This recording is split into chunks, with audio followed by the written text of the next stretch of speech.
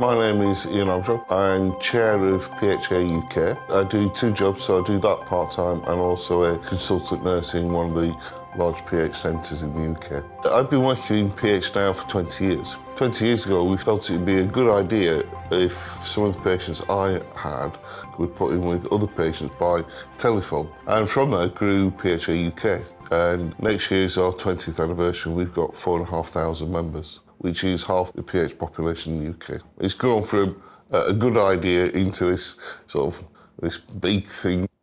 I was involved in PH when we first saw the first oral medicine, Bisentan, and that generated from when I was working the 18 months prior to that, we could diagnose PH, but there's very little else we could do.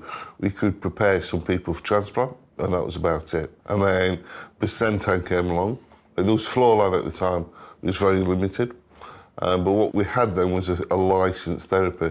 So what was really useful was a collaboration with a pharmaceutical company in which we had a common agenda. And with any support group, any organisation like that, you need initial support. You can't create from nothing without that mutual support. So that was the first, and then we become bigger, stronger, the community's become bigger collaborative work, both nationally and internationally. I think that's a really important aspect of PH community work. It normalises something that makes people feel very alone.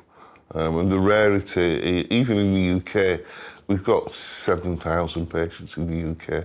That makes it very rare. You feel very isolated because there's geographics and things like that.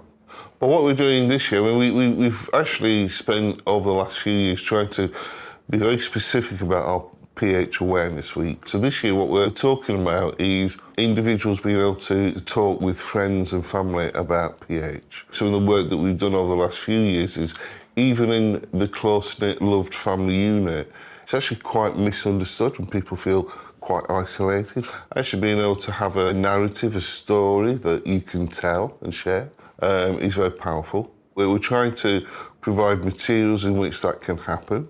But one of the taglines that we're going to use this year is the place that potentially transplant may have with PH. Not because it's the common end pathway, but it generates a response from the listener saying, I didn't realise it was that serious. The diagnosis of PH at first doesn't sound serious at all. If we called it cancer, there'd be a natural sort of human response. PH doesn't sound that. So we've been exploring and listening to our members, and so we're going to use the place of transplantation so we can get some media publicity to grab people's attention onto a story which is, really can be quite inspirational and helps people to understand in a way that is afresh.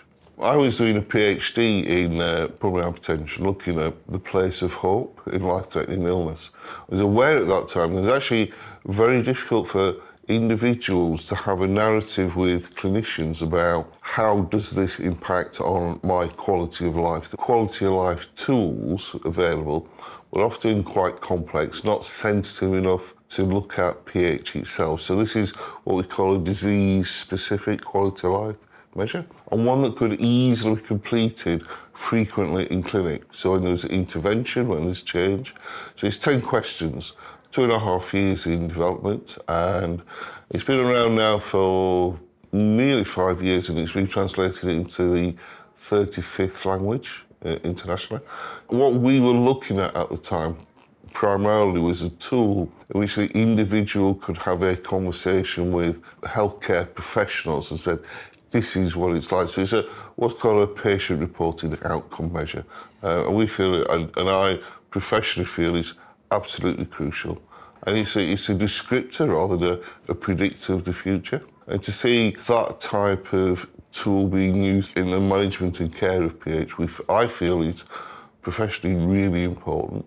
And what it does also, it raises the individual patient's health and illness, how I experience this illness, on the agenda. Without any doubt, a rare disease in healthcare provision struggles and has to fight above its belt. So what we're really keen on with a patient advocacy group is that we get an equal slice of healthcare provision.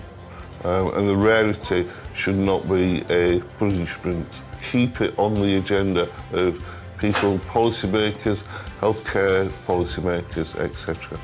It's an expensive disease to treat, so it's always in the UK been what we would call a political disease, so advocacy with government, healthcare, etc. So absolutely crucial.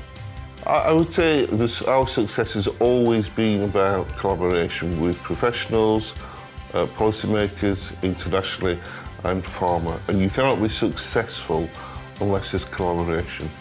I'm Iain Armstrong, and I'm aware that I'm rare.